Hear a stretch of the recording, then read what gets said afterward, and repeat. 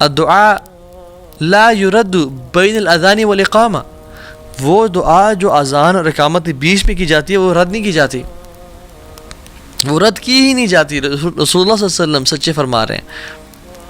قالوا، صحابہ نے پوچھا یا رسول اللہ فماذا نقول یا رسول اللہ صلی اللہ علیہ وسلم، یا رسول اللہ پھر کیا کریں، کیا مانگیں؟ آپ نے فرمایا صلی اللہ العافیہ فی الدنیا والآخرہ، اللہ سبحانہ تعالیٰ سے عافیت کا سوال کرو دنیا میں بھی اور آخرت میں بھی۔ یہ ترمذی کی 3594 نمبر حدیث ہے۔ تو عافیت کا سوال کرو۔ اور بھی دعائیں کی جا سکتی ہیں۔ میں اور آپ اذان کے بعد چلنگ کر رہے ہیں، موبائل پہ بیٹھے ہیں، یوز کر رہے ہیں موبائل کو، آرام سے اٹھے، لیٹ وضو کیا اور تکبیر اللہ کو مس کر کے پہنچے نماز میں، لا الہ الا اللہ۔ جو شخص مسجد میں جاتا ہے اس کو چاہیے کہ مسجد میں جلدی جائے اور دعائیں کرے۔ جو خاتون گھر میں بیٹھی ہے وہ اذان کے ٹائم پہ بھی اور اذان کے بعد جب تک جماعت نہیں ہو رہی دعائیں کرتی رہے۔ یہ دعاؤں کی قبولیت اوقات ہیں اور ہم کتنے آسانی سے ان کو ضائع کر دیتے ہیں۔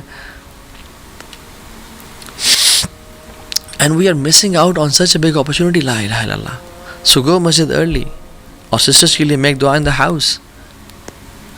اور ایک اور اپرچونٹی اس کے بعد جب ہم نماز شروع کرتے ہیں اللہ اکبر اور ہم جب سجدہ کرتے ہیں تو سجدے میں ہم اپنی سب سے خوبصورت اور اپنی جو ماتھا ہے، جو آنریبل چیز ہے جس کو ہم جھکنے نہیں دیتے لوگوں کے سامنے، ہم اللہ کے سامنے زمین پہ لگا دیتے ہیں اور اللہ تعالیٰ کو یہ چیز بہت پسند ہے۔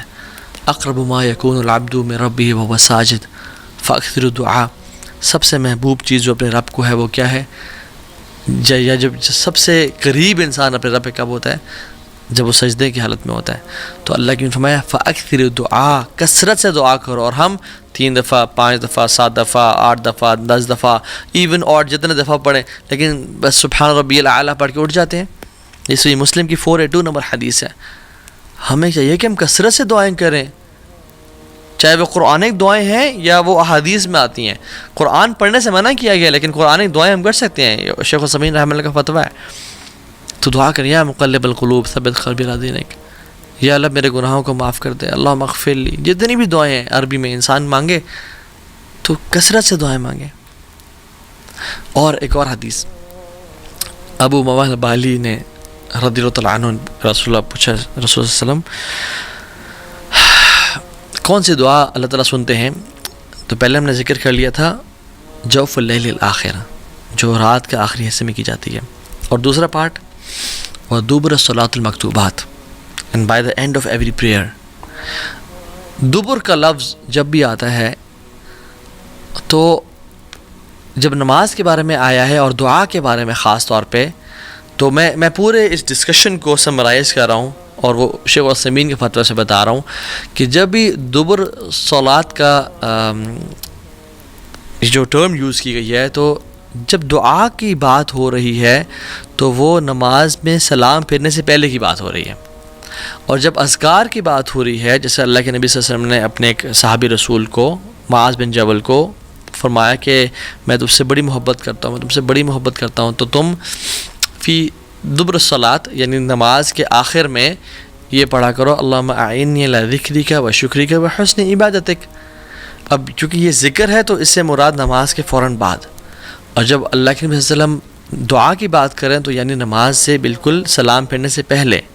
یہ شیخ عثیمین نے اس پوری ڈسکشن کو سمرائز کیا رحمہ اللہ، کیونکہ قرآن میں بھی آتا ہے نا کہ فَإِذَا قَضَيْتُمُ الصَّلَاةَ فَاذْكُرُوا اللَّهَ، جب تم نماز ختم کر دو اللہ کا ذکر کرو، ذکر از آفٹر صلاح، اور بہت سارے اذکار میں دعائیں بھی ہیں ڈیفینیٹلی، ٹھیک ہے۔ سو کہنے کا مطلب یہ ہے کہ the irony is and ایک جو عجیب بات ہے وہ یہ ہے کہ ہم جو تشہد میں کا آخری حصہ ہے اس میں ہم بس ایک دعا پڑھ کے سلام پھیر دیتے ہیں۔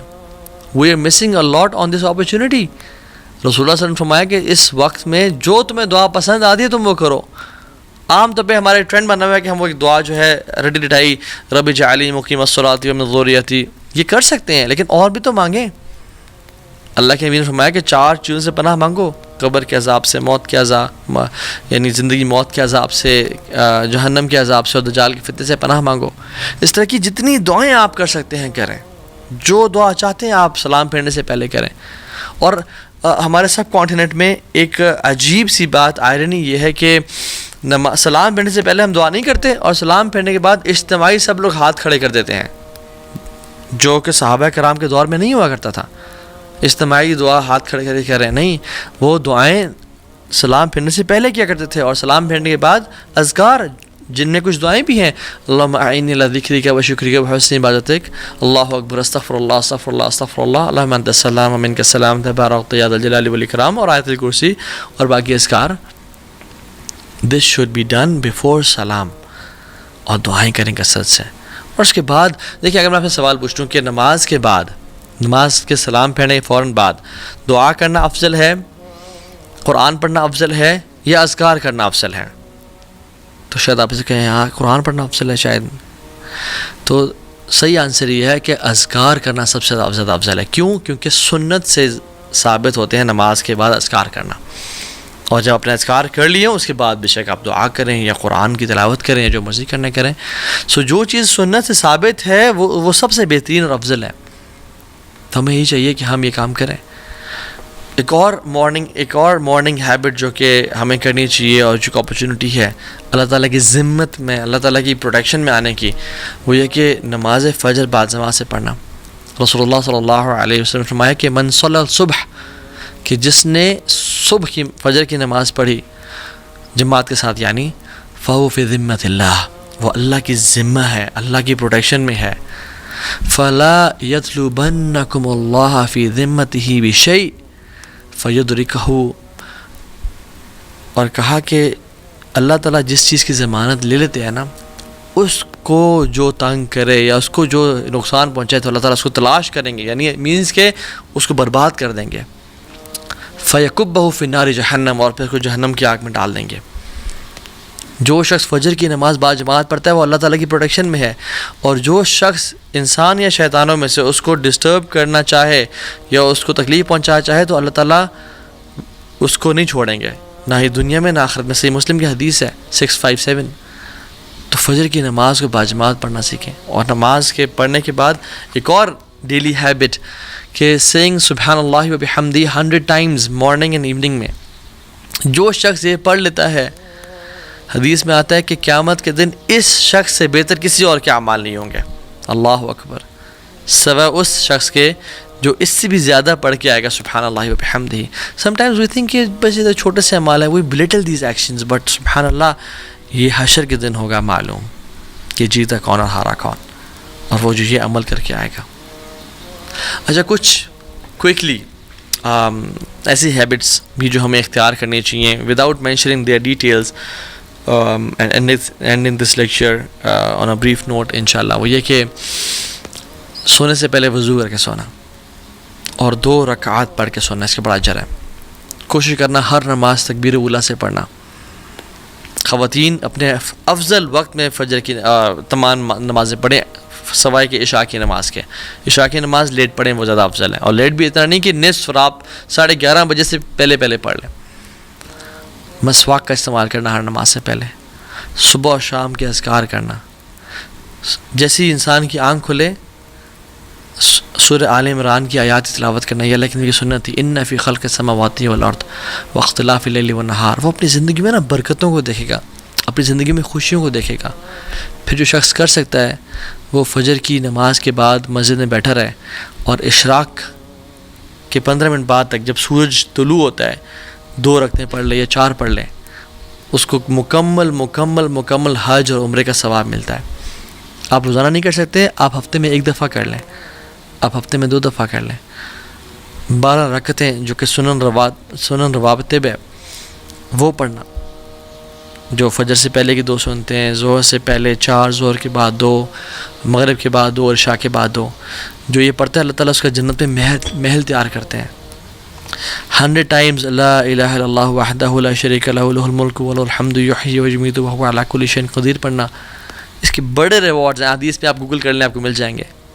islamqa.info ایک ویب سائٹ ہے، اس پہ آپ کو اس ڈیٹیلز مل جائیں گی. جو شخص 4 سنتیں ظہر سے پہلے پڑھتا ہے اور 4 ظہر کے بعد پڑھتا ہے، اس کو اللہ تعالیٰ جہنم کی آگ سے آزاد کر دیتے ہیں. جو شخص عصر سے پہلے 4 سنتیں ادا کرتا ہے، اللہ تعالیٰ کی رحمت اس پہ واجب ہو جاتی ہے. جو شخص عشاء کے بعد 4 سنتیں، ویسے سنتیں یوزلی 2 کر کے ہوتی ہیں، ٹھیک ہے، مثنا 2 کر کے، لیکن جو عشاء کے بعد 4 سنتیں اکٹھی پڑھتا ہے، یعنی 2 کے بعد سلام پھیرے بغیر 4 کے بعد سلام پھرتا ہے یعنی 4 اکٹھے پڑھتا ہے, it is as if he has parade these 4 سنہ ان لیلۃ القدر. مختلف احادیث کو جمع کیا جائے تو یہ حدیث جو ہے نا اس کی اتھینٹسٹی ہمیں ملتی ہے. بہت ساری ضعیف روایت بھی ہیں مگر وہ حسن لغیری کے درجے تک, اور محدثین نے اس کی یہ بیان کیا کہ یہ جائز ہو جاتی ہے. سو اگر آپ کچھ بھی نہیں کر سکتے نا تو کم از کم جو میں نے ساری آج باتیں کی ہیں کم از کم ان میں سے شارٹ لسٹ کر لیں 3, کہ آج کے بعد میں نے قرآن ہر نماز کے بعد یا اس سے پہلے 10-15 منٹ پڑھنا ہے. کوشش کریں پہلے دعائیں کریں اذان سے نماز تک, اور نماز کے بعد قرآن کی تلاوت کریں 10 منٹ ہر نماز سے. امیجن اگر آپ 10 منٹ دیتے ہیں ہر نماز میں تو 50